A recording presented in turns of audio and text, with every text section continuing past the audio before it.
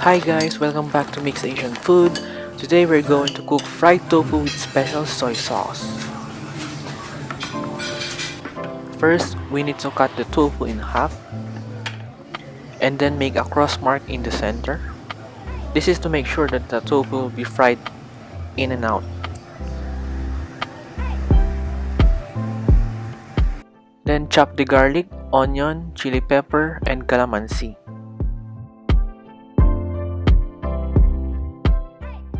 Now add the calamansi.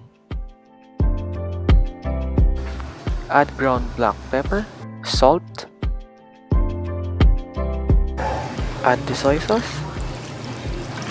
and the vinegar, and sugar. Now let's fry the tofu when the oil is already hot. And flip the tofu until it is golden brown. After frying the tofu, slice them into cubes by following the cross mark that we made earlier. Add the tofu on the special soy sauce.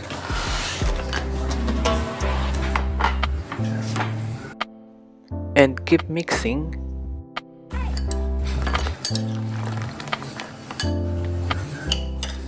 And now it is ready to be served.